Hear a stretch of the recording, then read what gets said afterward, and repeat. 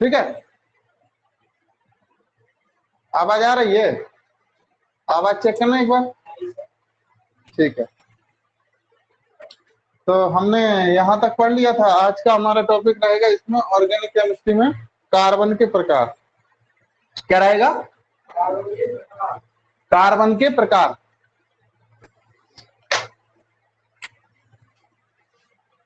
तो देखो, कार्बन के कितने प्रकार के होते हैं? तो मुख्य रूप से कार्बन 4 प्रकार का होता है। कितने प्रकार का?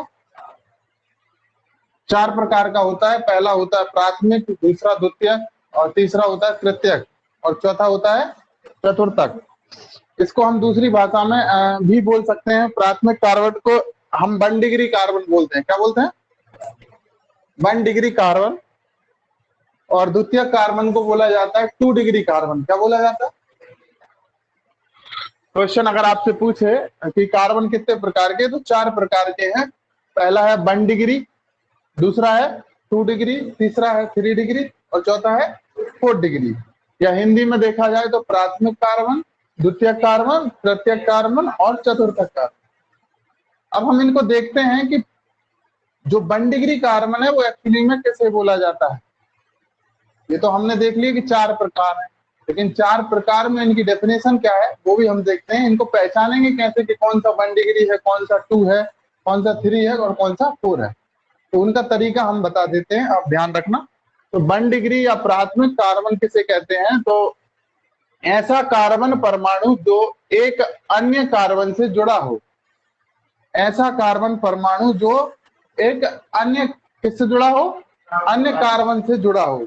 अब इसको उदाहरण से हम समझाएंगे तो आपको ठीक से समझ में आएगा। जैसे प्राइमरी कार्बन का जो उदाहरण है वो आप देख पा रहे हैं, CH3 सिंगल बॉन्ड CH3। ये कौन है? एथेन है। अरे एल्केन सजातीय श्रेणी का दूसरे नंबर का सदस्य है। कौन से नंबर का?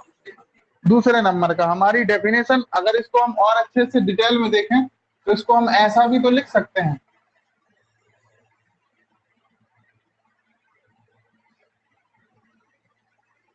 अरे लिखा जा सकता है ऐसा। तो ये भी कौन है? एथेन ही है।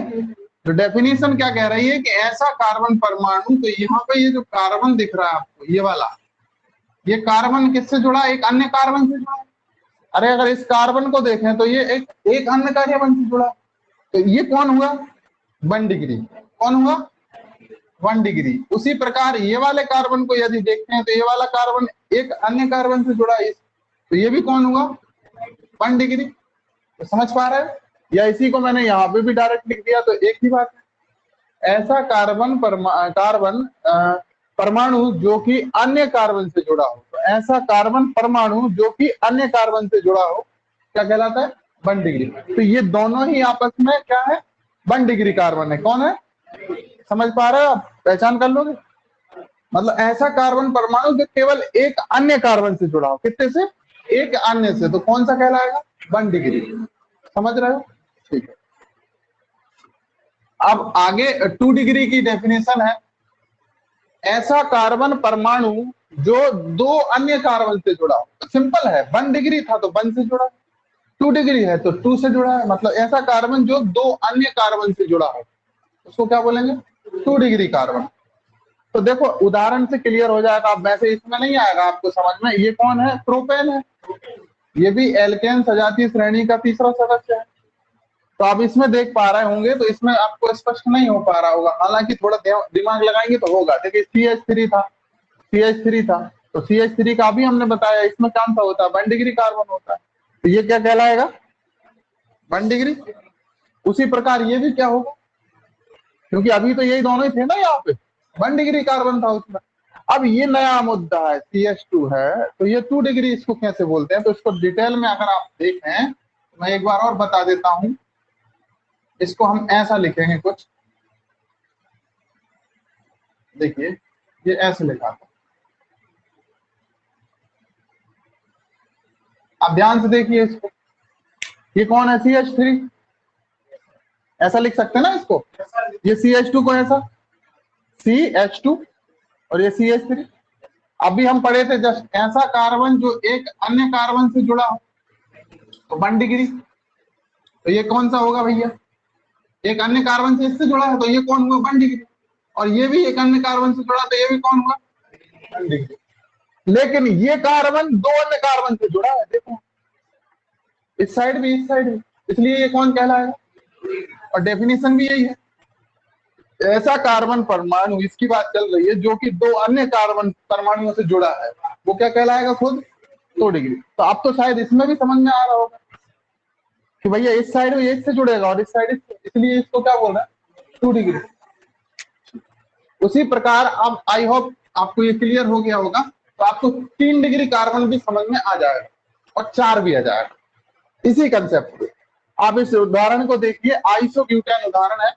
आप इसमें समझ पा रहे होंगे कि हाइड्रोजन यहाँ पे कम होता जा रहा है और डिग्री बढ़ती जा रही है। देखो CH3 था तो 1 डिग्री था, CH2 हो गया, हाइड्रोजन कम हो गया तो 2 डिग्री, और एक और हाइड्रोजन कम हो गया तो, और हाइड्रोजन पूरा ही चला गया तो, समझ पा रहे हो? ऐसे भी याद रख सकते हो। अब इस उदाहरण में आपको स्पष्ट दिख रहा हो, ये कार्बन 3 कार्बन से जुड़ा है, एक इधर इधर और इधर, इसलिए इसको क्या बोल रहा है? अरे 3 डिग्री बोल रहा है। ये केवल सिंगल इससे जुड़ा है तो 1 डिग्री, ये सिंगल इससे जुड़ा है तो 1 डिग्री, ये सिंगल इससे जुड़ा है तो, समझ पा रहे हैं? केवल ये बीच में है तो ये 3 जगह से जुड़ा है, इसलिए इसको क्या बोल रहे हैं? तो ऐसा कार्बन जो कि अन्य 3 कार्बन परमाणुओं से जुड़ा हो, उसको क्या कहेंगे? अब उसमें बता दोगे ना, कोई भी कंपाउंड होगा तो बता दोगे कितने 1 डिग्री है, कितने 2 डिग्री, कितने 3 डिग्री, बता दोगे। 4 डिग्री आपको समझ में आ गया होगा, ये 4 डिग्री है। ऐसा कार्बन परमाणु जो 4 अन्य कार्बन से जुड़ा हो, जैसे कि इस एग्जांपल में आप देखोगे हाइड्रोजन गायब हो गया, 4 से जुड़ा है ये वाला, तो ये वाला 4 डिग्री होगा और बाकी के सब 1 डिग्री होंगे, क्योंकि CH3 है, CH3 तो हम पहले से पढ़ते हैं, ठीक है। तो कार्बन के चारों प्रकार समझ में आ गए। अब ये यौगिक है, इसमें आपको काउंट करके बताना है कि कितने 1 डिग्री है, 2 डिग्री है, कितने 3 डिग्री है, 4 डिग्री है। मैं ये यौगिक दूंगा आपको बताना है उसका। तो अभी इसके बारे में एक चीज और देख लो, इसको नियो पेंटेंट बोलते हैं। जब ऐसी पोजीशन बनती है इधर और इधर तो इसको नियो बोलते हैं, और जब सिंगल इधर और इधर ऐसी बनेगी तो इसको आइसो शब्द यूज करते हैं, ठीक है। और कुछ भी नहीं बनेगा तो उसको एन शब्द यूज करते हैं, नॉर्मल बोलते हैं। क्या बोलते हैं? नॉर्मल। अब एक और नई चीज है, सुपर 1 डिग्री कार्बन। कौन सी? अब सुपर 1 डिग्री कार्बन किसको कहते हैं? तो एक नया है, ऐसा कार्बन जो किसी अन्य कार्बन से नहीं जुड़ा हो। अभी तक हम पढ़ रहे थे कि कार्बन किसी अन्य कार्बन से जुड़ रहा था, एक से जुड़ रहा था अन्य कार्बन से, उसको 1 डिग्री, अन्य 2 कार्बन से जुड़ रहा था 2 डिग्री, अन्य 3 कार्बन से 3 डिग्री, अन्य 4 से 4 डिग्री। लेकिन यहाँ बात चल रही है वो किसी भी कार्बन से, अन्य किसी भी कार्बन से नहीं जुड़ा रहेगा, उसको हम बोलते हैं सुपर 1 डिग्री कार्बन। क्या बोलते हैं? और ये केवल एग्जाम्पल है इसका मेथेन। मेथेन में आप देखोगे तो CH4 होता है उसका अणुसूत्र, संरचना सूत्र। जब इसको आप क्लियर करोगे तो यहाँ पर कोई भी कार्बन से नहीं जुड़ा है, किससे जुड़ा है? हाइड्रोजन से जुड़ा है, ठीक है।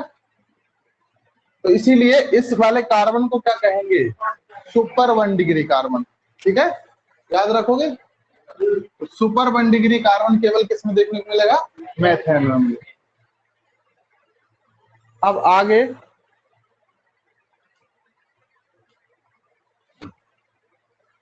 एक यौगिक दूं, बताओगे निकाल के?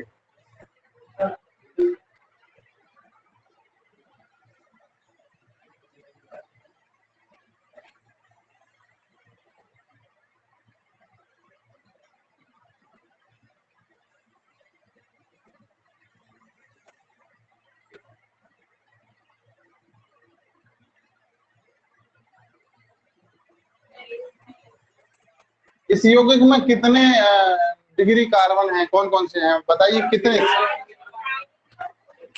हैं?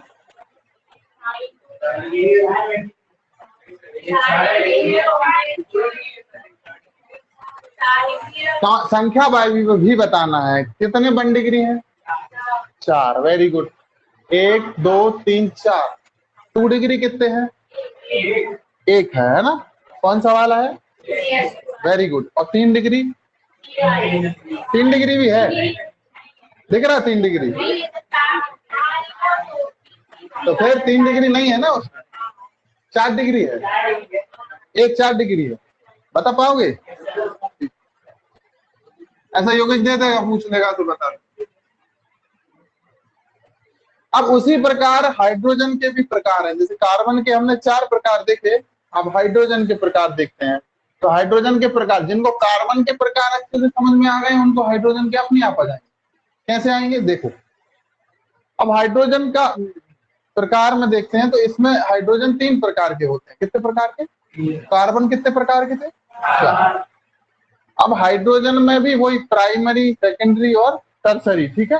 प्राथमिक हाइड्रोजन मतलब 1 डिग्री एच या 1 डिग्री हाइड्रोजन, द्वितीयक मतलब 2 डिग्री एच या 2 डिग्री हाइड्रोजन, ठीक है। तृतीयक मतलब 3 डिग्री एच, ठीक है। अब ये इसकी डेफिनेशन बड़ी आसान होती है। जैसे हम बोले कि 1 डिग्री एच किसको कहेंगे या प्राथमिक हाइड्रोजन किसको कहते हैं, तो इसकी परिभाषा, डेफिनेशन होती है कि ऐसा हाइड्रोजन जो कि 1 डिग्री सी के साथ जुड़ा हो। 1 डिग्री सी बोले तो 1 डिग्री कार्बन के साथ जुड़ा हो। बहुत सिंपल है ये तो भाई। 1 डिग्री एच निकालना है तो 1 डिग्री सी देख लो भाई। 1 डिग्री सी से जितने जुड़े हैं वो सब क्या है? 1 डिग्री एच। नहीं आ रहा समझ में? जैसे CH3 की हम बात करें तो उसमें 1 डिग्री सी एक है और एच कितने जुड़े हैं? तो तीनों के तीनों क्या हो गए? 1 डिग्री एच। समझ में आ रहा है? दूसरा उदाहरण से भी समझा देंगे। दूसरा क्या रहेगा डेफिनेशन? वही द्वितीयक का भाई, जो 2 डिग्री कार्बन से जुड़ा होगा हाइड्रोजन वो 2 डिग्री एच कहलाएगा। और तृतीयक में क्या होगा? जो 3 डिग्री कार्बन से जुड़ा हुआ हाइड्रोजन होगा वो 3 डिग्री एच कहलाएगा। अब नहीं आ रहा समझ में? है? आ रहा है?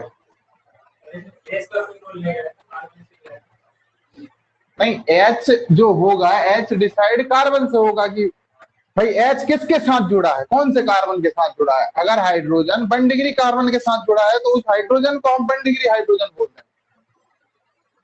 1 डिग्री कार्बन अभी हमने देखा था, उस 1 डिग्री कार्बन के साथ जितने भी हाइड्रोजन जुड़े हैं वो सब के सब क्या हो जाएंगे?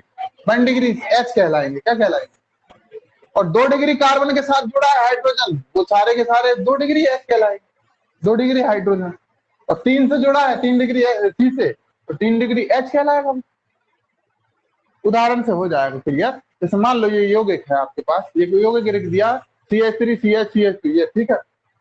अब मैं कहूं कि इसमें आप कार्बन भी बताइए कितने डिग्री कितने हैं। अब ये थोड़ा सा दिख रहा है आपको, अब उसे देख के नहीं बताना है, उसमें मत देखना। तो इसमें देखो, केवल इसमें आपसे मैं पूछ लूं कि कितने टाइप्स के कार्बन है और कितने टाइप्स के हाइड्रोजन है, तो वो आपको निकालते आना चाहिए। तो आप ध्यान से देखो, ये कार्बन आप दूर से देख के बता दोगे कितने डिग्री। अभी पहले कार्बन देख लो। अब देखो 1 डिग्री कार्बन से जुड़े हुए जितने भी हाइड्रोजन है वो 1 डिग्री एच कहलाएंगे। तो इसका मतलब इसमें कितने छुपे हैं? 3, ठीक है। तो मैंने लिखा यहाँ पे 1 डिग्री सी। कार्बन कितने हैं टोटल इसमें? अगर देखो 1 2 3 4 5, समझ पा रहा है? और ये कौन है? 1 डिग्री हाइड्रोजन। ये 3 भी कौन हुए? क्योंकि 1 डिग्री सी से जितने भी जुड़े हाइड्रोजन है वो 1 डिग्री एच कहलाएंगे। तो 3 ये हो गए। 3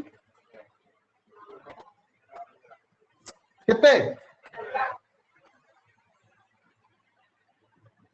1 डिग्री सी कितने? 1 डिग्री एच कितने होंगे? आप 2 डिग्री सी देखिए, 2 डिग्री सी कहां दिख रहा है? एक ही है, सिंगल। अब तो इससे जो 2 हाइड्रोजन जुड़े हैं, ये 2 हाइड्रोजन कौन? 2 डिग्री एच कहलाएंगे। क्या कहलाएंगे? तो 2 डिग्री एच कितने? समझ पा रहे हैं? 3 डिग्री कितने हैं इसमें? एक है कि 2 दिख रहे हैं? एक है 3 डिग्री सी। अब 3 डिग्री सी अगर एक है तो एच कितना जुड़ा है? एक। तो एच 3 डिग्री कार्बन से जुड़ा, एच भी क्या कहलाएगा? 3 डिग्री एच। एक। क्या 4 डिग्री कार्बन दिख रहा है आपको? कितने दिख रहे हैं? एक। क्या 4 डिग्री हाइड्रोजन होता है? होता ही नहीं है, 3 प्रकार पड़े। अच्छा, होगा भी क्यों भाई? कार्बन की वैलेंसी 4 होती है, 4 डिग्री अगर कार्बन कर दिया तो संयोजकता तो पूरी हो गई, हाइड्रोजन की जरूरत ही नहीं। तो इसीलिए 4 डिग्री कार्बन तो होता है लेकिन 4 डिग्री हाइड्रोजन नहीं होता। इस चीज का आपको ध्यान रखना है, क्वेश्चन पूछा जाएगा। ठीक है, निकाल लोगे? ठीक है, अगला अगला अगला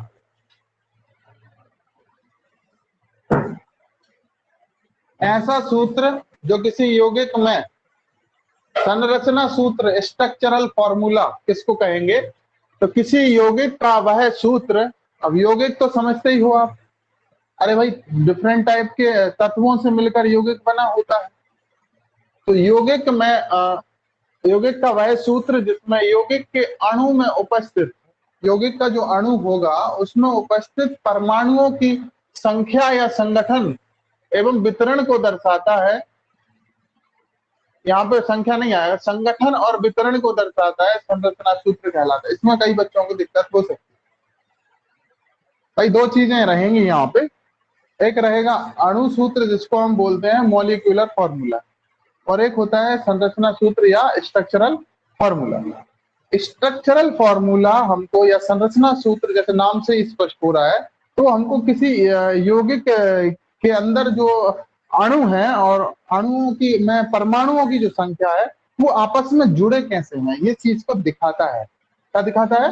कि आपस में जो परमाणु जुड़े हैं वो कैसे जुड़े हैं। भाई सिंगल बॉन्ड से जुड़े हैं, डबल बॉन्ड से जुड़े हैं, किससे? अभी जो हमने देखा था, ये इतने बड़े फॉर्मूले हमने बनाए थे जिसमें हमने बोला था कि 1 डिग्री H और C निकाल के बताइए, वो सब क्या था? वो किसी यौगिक का क्या था? संरचना सूत्र था। क्या था? और अणु सूत्र क्या होता है? अणु सूत्र मतलब कि उसमें उपस्थित जो परमाणुओं की संख्या है वो कितनी है, उसको बोलते हैं अणु सूत्र। एक उदाहरण से आपको समझ में आ जाए, ठीक है। अब मैं बात करूं, अगर इसका नाम तो आप जानते ही हो, C2H5OH, ये कल ही बताया था, ये रेडिकल या एल्किल या मूलक होता। अरे भाई एल्केन में से एक हाइड्रोजन कम किया कर दो। C2H6 क्या होता है? एथेन। अब एथेन में से एक हाइड्रोजन निकाला तो क्या बचा? एल्किल या मूलक। और उसका नाम भी क्या होगा? 2 कार्बन वाला है तो एथिल होगा। कौन सा होगा? पीछे क्रियात्मक समूह OH लगा, एल्कोहल, तो इसका पूरा नाम क्या हो गया? तो ये जो हमने लिखा है एथिल एल्कोहल का C2H5OH, इसको बोलते हैं अणु सूत्र। क्या बोलते हैं? इसमें अणु दिख रहा है हम, कार्बन के 2 परमाणु हैं, हाइड्रोजन के 5 हैं, और ये दिख रहा है इसमें कार्बन के 2, हाइड्रोजन के 6 और ऑक्सीजन का 1 परमाणु। तो इसको बोलते हैं अणु सूत्र। क्या बोलते हैं? ठीक है। लेकिन अगर ये देखें हम कि ये आखिर ये जुड़े कैसे हैं, उसको बोलेंगे संरचना सूत्र। क्या बोलते हैं? तो इसी का हमने यहाँ पे लिखा है। अगर आप इसको ठीक से अध्ययन करें तो टोटल कार्बन कितने होना चाहिए? 2। फिर हाइड्रोजन टोटल कितने होना चाहिए? तो 3 ये हो गए और 3 ये हो गए, और ऑक्सीजन कितना? तो ये कुछ ऐसा लिखाता है, इसको बोलते हैं संरचना सूत्र। क्या बोलते हैं? ये उसके स्ट्रक्चर को बताता है कि आखिर ये अणु जो थे वो जुड़े कैसे हैं, अणुओं में परमाणु कैसे जुड़े हैं। तो जो इसकी संगठन, इसको बोला जाता है संगठन या परमाणुओं की व्यवस्था, कि आखिर वो कैसे जुड़े हैं। तो यही लिखा है संगठन एवं वितरण। वितरण मतलब व्यवस्था, कैसे अरेंज है उसको दर्शाता है। तो उसको क्या बोलते हैं? संरचना सूत्र। हमारी डेफिनेशन भी क्या है? संरचना सूत्र या स्ट्रक्चरल फॉर्मूला। जैसे ही हम ऐसे प्रसार करके उसको लिखेंगे तो वो क्या होगा? उसका संरचना। समझ में आया? और जैसे एक साथ लिखेंगे हम अणु, जैसे ये वाला और ये वाला, ये दोनों क्या कहलाएंगे? अणु सूत्र। क्या कहलाएंगे? ठीक है। अब ये भी, ये वाला भी, ये क्या है? ये भी क्या है? संरचना सूत्र है। ये भी संरचना सूत्र है। अब ये संरचना सूत्र बोल सकते हैं इसको, ठीक है। इसको नहीं बोल सकते, ये टोटल जब अणु लिखते हैं तो इसको अणु सूत्र ही बोलते हैं, ठीक है। अभी भी नहीं आया होगा तो अभी एक और उदाहरण से आ जाएगा। अब जैसे मैं कहूँ कि दूसरा उदाहरण है ये CH3CHO, इसको बोला जाता है एसीटेल्डिहाइड। क्या बोला जाता है? अब इसका अगर हम टोटल करें, C2 हो रहा है, H4 हो रहा है, और ये जो एक साथ लिखा है इसको बोलते हैं अणु सूत्र। क्या बोलते हैं? लेकिन जैसे ही इसका हम अरेंजमेंट शो करेंगे कि आखिर ये जुड़े कैसे हैं आपस में, ये भी एक हिसाब से संरचना सूत्र ही होता है। अणु सूत्र, ये डैश में जब भी लगा दिखे ना आपको, ये संरचना सूत्र में। यहाँ कुछ भी नहीं लगा होगा, टोटल लिखे होंगे तो उसको बोलते हैं हम अणु सूत्र। इसको और अच्छे से देखें, जैसे इसमें देखा था, और इसको फैला देंगे तो वो संरचना सूत्र और क्लियर हो जाता है। जैसे ये इसमें आप देख पा रहे होंगे, ठीक से देखो, कार्बन कितने? 2, हाइड्रोजन कितने? 4, 3 और 1 4, ऑक्सीजन 1 सिंगल। ये क्या है इसका एसिटाल्डिहाइड का संरचना सूत्र, ठीक है। और ये भी संरचना सूत्र, जैसे डेफिनेशन में लिखा है ढंग से देखो, यौगिक का वह सूत्र, यौगिक का ऐसा सूत्र है जो क्या करता है, उस यौगिक के अणु में प्रेजेंट है, अणु है यौगिक का ये वाला, अणु में उपस्थित विभिन्न परमाणु, इसमें देखो ये तो पूरा अणु था, ये वाला अणु, ये पूरा अणु है, किसका अणु है, एसिटाल्डिहाइड का, या इसमें देख सकते हो ये किसका अणु है, पूरा एथिल अल्कोहल का। तो अब ये पूरा यौगिक भी है क्योंकि डिफरेंट एलिमेंट है इसमें, डिफरेंट एलिमेंट से मिलके कौन बना होता है, यौगिक, और इसको अणु भी बोल सकते हैं। अब अणु में उपस्थित ये क्या है, एक एक परमाणु है, कौन, तो देखो क्या लिखा है, अणु में उपस्थित डिफरेंट मतलब विभिन्न या डिफरेंट परमाणु का संगठन, आखिर वो कैसे जुड़े हैं, एवं वितरण मतलब फैलाव कैसे जुड़े हैं, उसको क्या बोलते हैं, संरचना। डेफिनेशन समझ में आई, यौगिक में उपस्थित या अणु में उपस्थित परमाणुओं का अरेंजमेंट या संगठन कैसे जुड़े हुए हैं, ये जो सूत्र दिखाता है या दर्शाता है उसी को क्या बोलते हैं, उसका संरचना। अरे भाई संरचना का मतलब होता है हुलिया, स्ट्रक्चर उसका कैसा है, अपना स्ट्रक्चर देख के बता देते ना, ऐसा ऐसा है, ठीक है ना, अलग अलग होता है सबका स्ट्रक्चर, किसी की हाइट कम ज्यादा, ठीक है, और भी होते हैं, तो स्ट्रक्चर वो तो हम देख के ही बता सकते हैं ना, ऐसे ही कैसे इसमें परमाणु जुड़े हैं उसको हम स्ट्रक्चरल फॉर्मूला कहते हैं।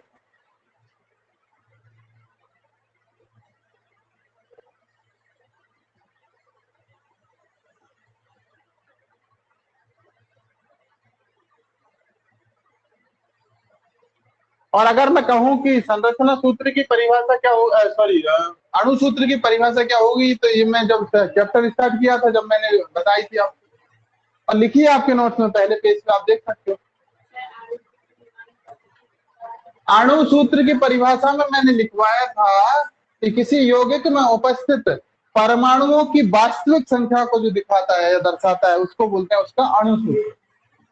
ग्लूकोज का उदाहरण भी लिया था, और वहीं पे जब मूलानुपाती सूत्र पढ़ा रहा था, जब मैंने पढ़ाया आपको ध्यान से देखोगे तो उसमें लिखिए डेफिनेशन मिलेगा ही, क्या लिखा है बोल के बताओ, वास्तविक संख्या, रियल नंबर आखिर कितना है टोटल काउंटिंग में, हाँ ठीक है, दोनों चीजें क्लियर हैं। देखिए संगठन और वितरण को दर्शाता है तो उसको बोलेंगे हम संरचना सूत्र, और वास्तविक संख्या जितने रियल नंबर है उसका, उसको दिखाएगा, उसको क्या बोलेंगे, अणु, ठीक है। संरचना सूत्र आप देख के बता सकते हो। आज अपन ने ग्लूकोज का, अगर अपन ने ऑर्गेनिक केमिस्ट्री में मैंने ग्लूकोज फ्रक्टोज के बताए थे तो कितने बड़े बड़े बने थे वो संरचना सूत्र, लेकिन अणु सूत्र तो नॉर्मल होता है C6H12 वो 6, लेकिन अगर C6 में अगर देखा जाए कि 6 कार्बन कैसे जुड़े हैं, उसमें 12 हाइड्रोजन कैसे जुड़े हैं, और उसमें C6H12 और O6 हैं तो वो कैसे जुड़े, ये जब रीअरेंजमेंट हमने कितने बड़े बड़े बनाए थे दो ग्लूकोज फ्रक्टोज के फोटो से, तो वो सब क्या है, संरचना सूत्र, ठीक है। तो आपको समझ में आ ही गया होगा। अगला है एल्किल या मूलक और क्रियात्मक समूह, ये मैंने वैसे कल बता दिया था, एक बार और देख लो। मूलक या रेडिकल, या इसको हम आर से थ्रो करते हैं क्योंकि इंग्लिश में रेडिकल बोलते हैं, रेडिकल फॉर आर से डिनोट करते हैं, ठीक है। अब ये उन बच्चों को थोड़ा दिक्कत आ सकती है जो नए हैं, क्योंकि ये जिसको एल्केन ठीक से समझ में आ गया है वो इसको ये समझ में आएगा। एल्केन सजातीय श्रेणी पढ़ाई थी मैंने उस दिन, आज से 2 दिन पहले। तो एल्केन सजातीय श्रेणी या संतृप्त हाइड्रोकार्बन क्या होता है, अरे ऐसा हाइड्रोकार्बन जिसमें कार्बन कार्बन के मध्य सिंगल बॉन्ड या एकल बंध मौजूद होता है उसको क्या बोलते हैं, एल्केन, ठीक है, या संतृप्त हाइड्रोकार्बन। और मूलक या एल्किल की जो डेफिनेशन होती है वो ये कहती है कि संतृप्त हाइड्रोकार्बन बोले तो एल्केन में से, इसमें से एक हाइड्रोजन को निष्कासित कर देने पर जो प्राप्त जो यौगिक बचा या भाग बचा है उसको क्या बोलते हैं, एल्किल या मूलक या रेडिकल कहते हैं, ठीक है। तो एल्केन सजातीय श्रेणी का सामान्य सूत्र क्या था, CnH2n + 2। अगर उसमें से हम एक हाइड्रोजन को निष्कासित मतलब हटा दें, निकाल दें, तो क्या बचेगा सामान्य सूत्र, CnH2n + 1। तो वो जो CnH2n+1 हुआ वो किसका सामान्य सूत्र कहलाएगा? एल्किल या मूलक का। या आप डायरेक्ट भी एल्केन का अगर याद है तो उसमें से एक हाइड्रोजन निकालते जाओ, उसके नंबर का एल्किल या मूलक प्राप्त हो जाएगा। समझ पा रहे हैं आप? जैसे हम एल्केन में उधर एन लगा रहे थे, पीछे क्या लगा रहे थे, उसी प्रकार एल्किल में यहाँ पीछे एल लगता है। क्या लगता है? तो पहले नंबर का एल्केन कौन होता है? CH4। मैथेन या मीथेन क्या होता है? अब उसमें से एक हाइड्रोजन निकाला, मीथेन का अणुसूत्र क्या होता है? CH4। उसमें से एक हाइड्रोजन निकालो, क्या बचा? CH3। तो वो पहले नंबर का एल्किल होगा, मैथिल होगा, क्या होगा? समझ पा रहे हो? ठीक।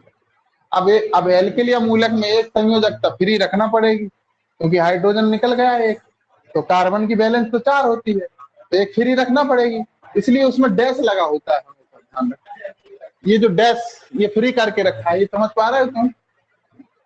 किसी संतृप्त हाइड्रोकार्बन अर्थात एल्केन से हाइड्रोजन परमाणु को निष्कासित कर दिया, तो प्राप्त समूह जो हमारे पास बचा, उस बचे हुए समूह को क्या बोलते हैं? या इसी प्रकार अगर एरोमेटिक यौगिक की बात करें, जो एरोमा मतलब जो सुगंधित वाले हैं, कल हमने पढ़े थे, बेंजीन एरोमेटिक यौगिक था, उसमें से अगर हम एक हाइड्रोजन को निकाल देते हैं तो उसको हम बोलते हैं एरिल। क्या बोलते हैं? इसको ए से डिनोट करते हैं, एरिल। और संयोजकता इसमें फ्री रहेगी, हाइड्रोजन कम हो जाएगा। ठीक है, तो बेंजीन अर्थात एरोमेटिक यौगिक से जब हम एक हाइड्रोजन का निष्कासन करते हैं तो प्राप्त जो बचा हुआ समूह है उसको एरिल बोला जाता है। क्या बोला जाता है? और जब एल्केन में से निकालेंगे तो उसको क्या बोलेंगे? एल्किल। ठीक है, तो अब देख पा रहे होंगे जैसा कि एल्केन में लिखा है, भाई ये देखो आर मतलब रेडिकल, और इस आर में अगर उल्टा अगर हम सोचें कि आर में अगर एच जोड़ देंगे तो क्या प्राप्त हो जाएगा? एल्केन। जैसे एल्केन में से एक हाइड्रोजन निकाल रहे थे तो क्या प्राप्त हो रहा था? एल्केन। उसी प्रकार अगर एल्केन में एक हाइड्रोजन जोड़ देंगे तो क्या वापस क्या बन जाएगा? तो इसका एल्केन को हम ऐसा भी तो लिख सकते हैं। ठीक है, अब आप देख पा रहे होंगे तो पहले नंबर का है एल्केन। अब इसमें से एक हाइड्रोजन निकाल दोगे तो पहले नंबर का एल्किल भी प्राप्त हो जाएगा। अब इसे यहाँ पे मेथेन था, एल्केन था, तो यहाँ एल्किल क्या हो गया? समझ रहे हो? एक हाइड्रोजन कम कर रहे हैं, रख लोगे याद? कल नहीं आया था? कल आ गया था? है? नहीं आया था? कल कुछ लोगों को ही आया होगा, चलो आज तो आ गया। ठीक है,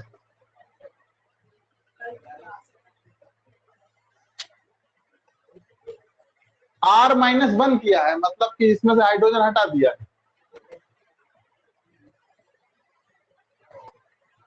अब ये थोड़ा सा ठीक नहीं दिख रहा, लेकिन मैं बता देता हूँ, ये बेंजीन है C6H6। मैंने बताया ना, बेंजीन में से अगर एक हाइड्रोजन निकालते हैं तो बचा हुआ समूह एरिल। अरे बात है नहीं, ये देखो एक हाइड्रोजन रिमूव कर रहे हैं तो क्या बचेगा हमारे पास? और एक बैलेंस फ्री होगा, सही में रखता। तो इसको बोलते हैं एरिल। एरिल बोले तो ये फेनिल है। कौन है? या फिनाइल बोलते हैं। क्या बोलते हैं? फिनाइल। फिनाइल बोलते हैं। क्या बोलते हैं?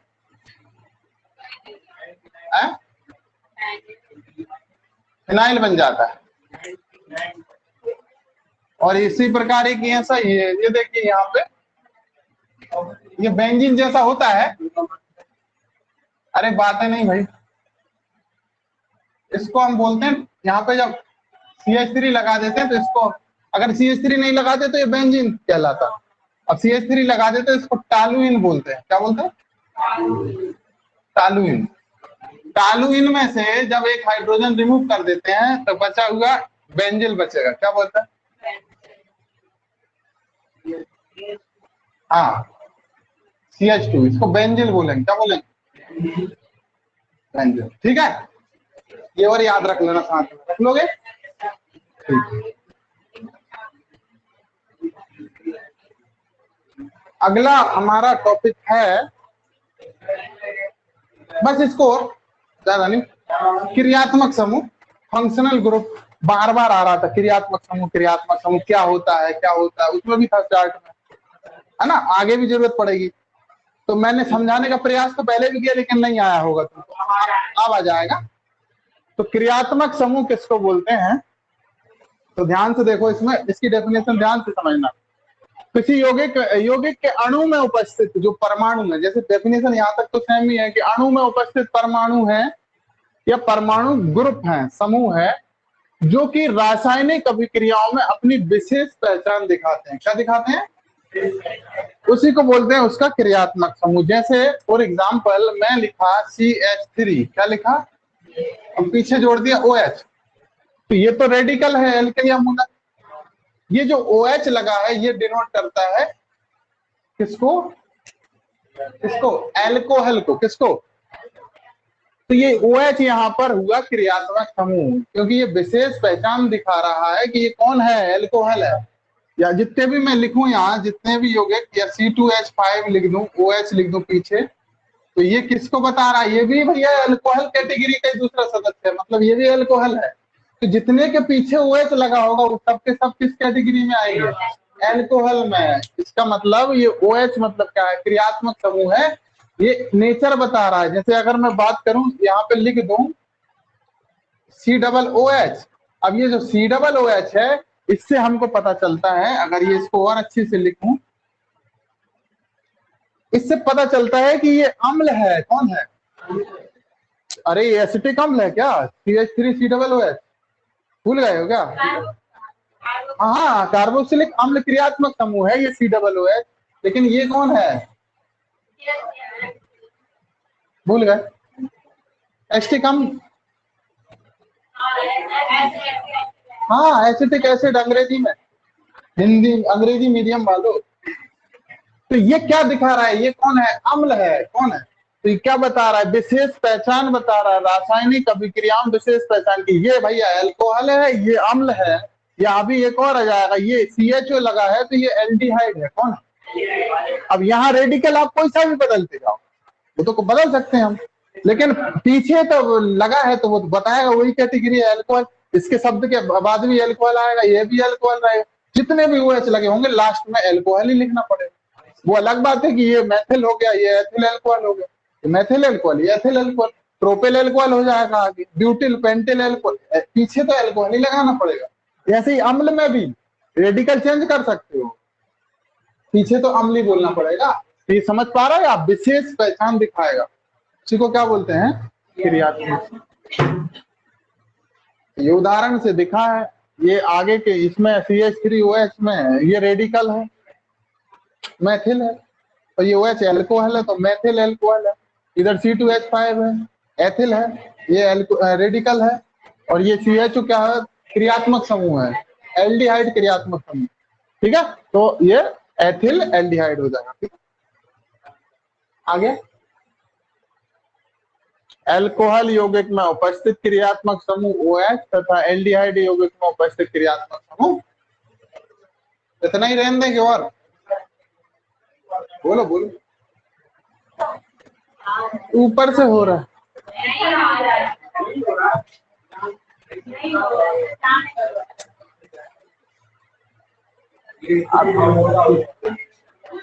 इसको समझाना है, कैसे याद करना है, बस मैं कल से फिर आगे बढ़ाऊं।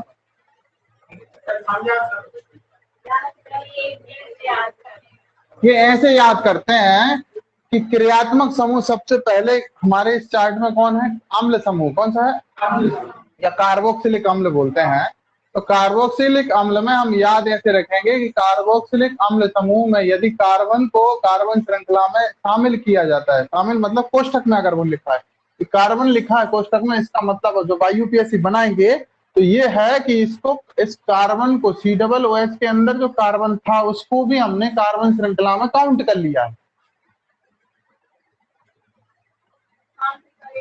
काउंट करेंगे तो इसके प्रीफिक्स और सफिक्स चेंज होंगे, फिर प्रीफिक्स और सफिक्स उसके हिसाब से लेना पड़ेंगे।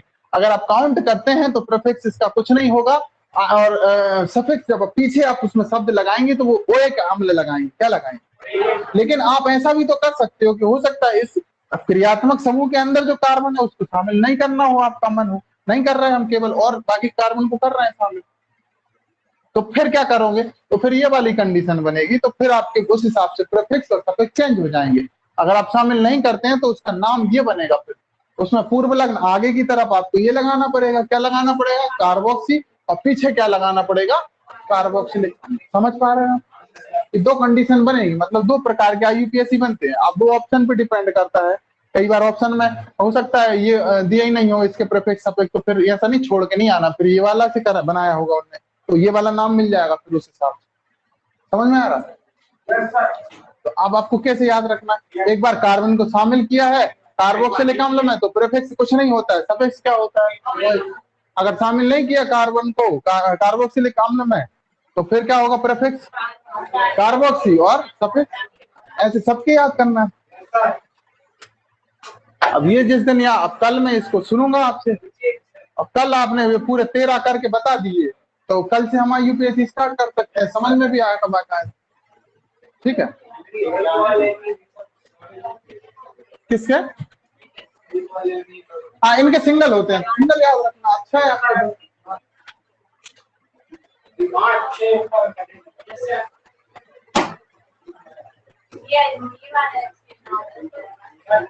हाँ जी।